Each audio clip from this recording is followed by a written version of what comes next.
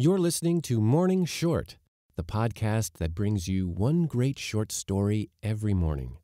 Today's story is The Princess and the Puma by O. Henry. Thanks to strikingly.com for sponsoring today's story. We built Morning Short's website on Strikingly, and we've become big fans. It's just so easy to use. Launch your free website at strikingly.com and use the code MORNINGSHORT, one word, to get an exclusive discount when you upgrade. And now to the story. There had to be a king and queen, of course. The king was a terrible old man who wore six-shooters and spurs and shouted in such a tremendous voice that the rattlers on the prairie would run into their holes under the prickly pear. Before there was a royal family, they called the man Whispering Ben. When he came to own 50,000 acres of land and more cattle than he could count, they called him O'Donnell, the Cattle King. The queen had been a Mexican girl from Laredo. She made a good, mild Colorado Claro wife, and even succeeded in teaching Ben to modify his voice sufficiently while in the house to keep the dishes from being broken. When Ben got to be king, she would sit on the gallery of Espinosa Ranch and weave rush mats. When wealth became so irresistible and oppressive that upholstered chairs and a center table were brought down from San Antone in the wagons, she bowed her smooth, dark head and shared the fate of the Danae. To avoid lèse majesté, you have been presented first to the king and queen.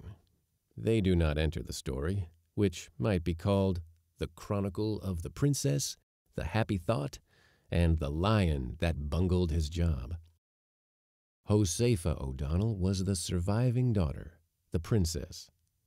From her mother, she inherited warmth of nature and a dusky, semi-tropic beauty.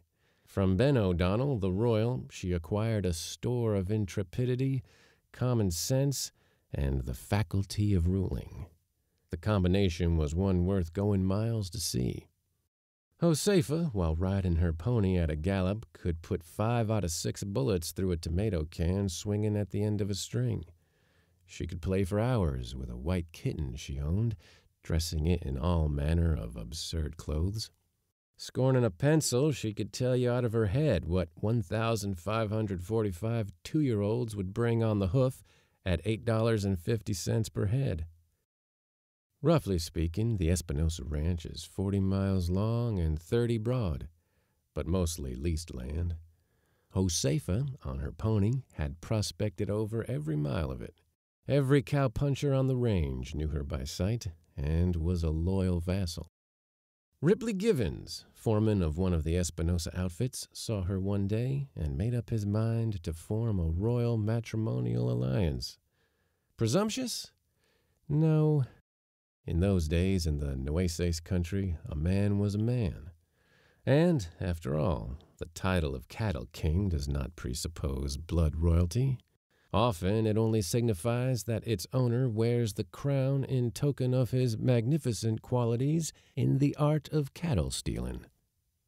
One day Ripley Givens rode over to the Double Elm Ranch to inquire about a bunch of strayed yearlings. He was late in setting out on his return trip, and it was sundown when he struck the White Horse Crossing of the Nueces. From there to his own camp, it was 16 miles. To the Espinosa Ranch, it was 12. Givens was tired. He decided to pass the night at the crossing. There was a fine water hole in the riverbed. The banks were thickly covered with great trees, undergrown with brush.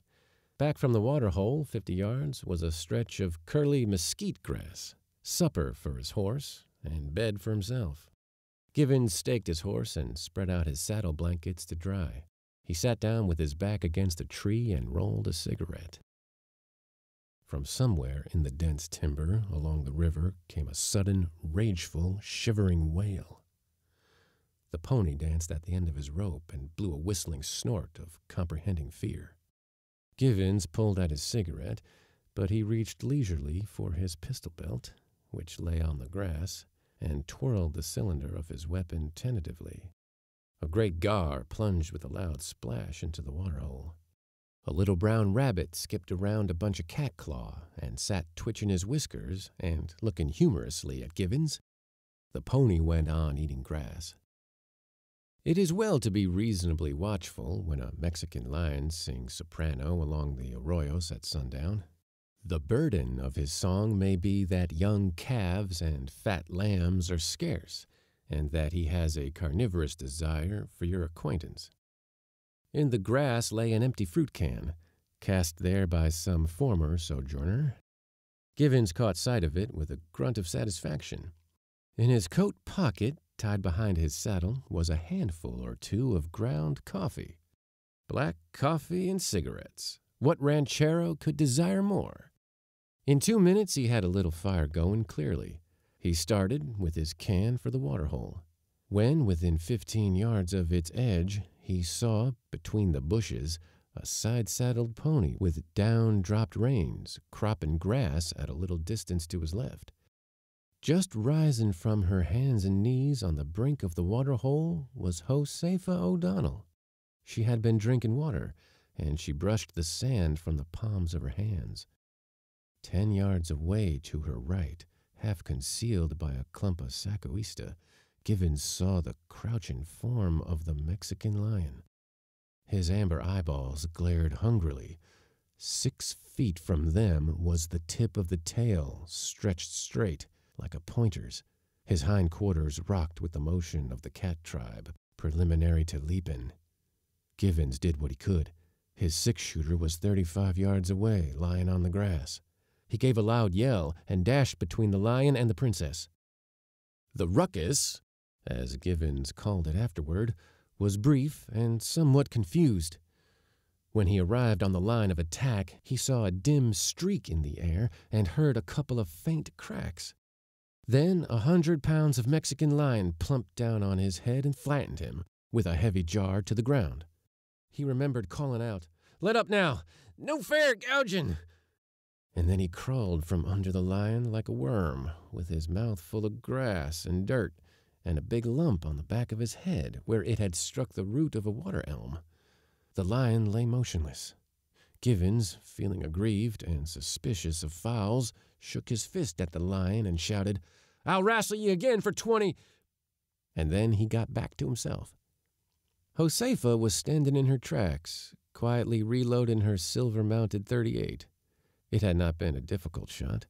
The lion's head made an easier mark than a tomato can swinging at the end of a string.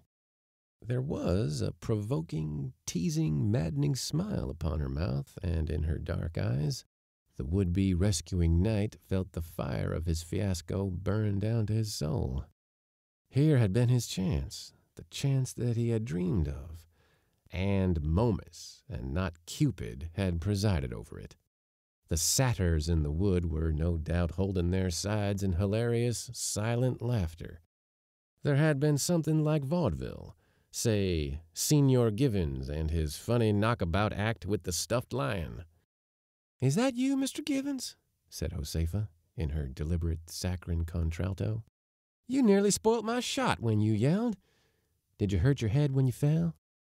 "Oh, no," said Givens quietly. "That didn't hurt." He stooped ignominiously and dragged his best Stetson hat from under the beast. It was crushed and wrinkled to a fine comedy effect. Then he knelt down and softly stroked the fierce, open-jawed head of the dead lion. "Poor old Bill," he exclaimed mournfully. "What's that?" asked Josefa sharply. "Of course you didn't know, Miss Josefa," said Givens, with an air of one allowing magnanimity to triumph over grief. "Nobody can blame you. I tried to save him, but I couldn't let you know in time." "Save who?" "Why, Bill. I've been looking for him all day. You see, he's been our camp pet for 2 years. Poor old fella. He wouldn't have hurt a cottontail rabbit. It'll break the boys all up when they hear about it. But you couldn't tell, of course, that Bill was just trying to play with you." Josefa's black eyes burned steadily upon him. Ripley Givens met the test successfully. He stood rumpling the yellow-brown curls on his head pensively. In his eye was regret, not unmingled with a gentle reproach. His smooth features were set to a pattern of indisputable sorrow. Josefa wavered. "What was your pet doing here?" she asked, making a last stand. "There's no camp near the White Horse Crossing." "The old rascal ran away from camp yesterday," answered Givens readily. "It's a wonder the coyotes didn't scare him to death. You see, Jim Webster, our horse wrangler, brought a little terrier pup into camp last week. The pup made life miserable for Bill. He used to chase him around and chew his hind legs for hours at a time. Every night when bedtime came, Bill would sneak under one of the boys' blankets and sleep to keep the pup from finding him. I reckon he must have been worried pretty desperate, or he wouldn't have run away. He was always afraid to get out of sight of camp." Josefa looked at the body of the fierce animal. Givens gently patted one of the formidable paws that could have killed a yearling calf with one blow. Slowly, a red flush widened upon the dark olive face of the girl. Was it the signal of shame of the true sportsman who has brought down a noble quarry? Her eyes grew softer, and the lowered lips drove away all the bright mockery. "I'm very sorry," she said humbly, "but he looked so big and jumped so high that—" "Poor old Bill was hungry," interrupted Givens, in quick defense of the deceased. "We always made him jump for his supper in camp. He would lie down and roll over for a piece of meat. When he saw you, he thought he was going to get something to eat from you." Suddenly, Josefa's eyes opened wide. "I might have shot you," she exclaimed. "You ran right in between. You risked your life to save your pet. That was fine, Mr. Givens. I like a man who is kind to animals." Yes, there was even admiration in her gaze now. After all, there was a hero rising out of the ruins of the anticlimax. The look on Givens's face would have secured him a high position in the SPCA.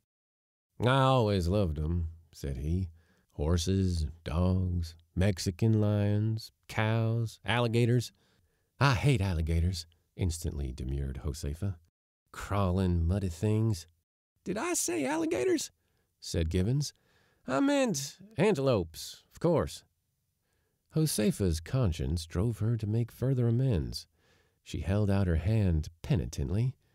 There was a bright, unshed drop in each of her eyes. "Please forgive me, Mr. Givens, won't you? I'm only a girl, you know, and I was frightened at first. I'm very, very sorry I shot Bill. You don't know how ashamed I feel. I wouldn't have done it for anything." Givens took the proffered hand. He held it for a time while he allowed the generosity of his nature to overcome his grief at the loss of Bill. At last it was clear that he had forgiven her. "Please don't speak of it any more, Miss Josefa. 'Twas enough to frighten any young lady the way Bill looked. I'll explain it all right to the boys." "Are you really sure you don't hate me?" Josefa came closer to him impulsively. Her eyes were sweet, oh, sweet and pleading with gracious penitence. "I would hate anyone who would kill my kitten. And how daring and kind of you to risk being shot when you tried to save him. How very few men would have done that." Victory wrestled from defeat. Vaudeville turned into drama. Bravo, Ripley Givens. It was now twilight.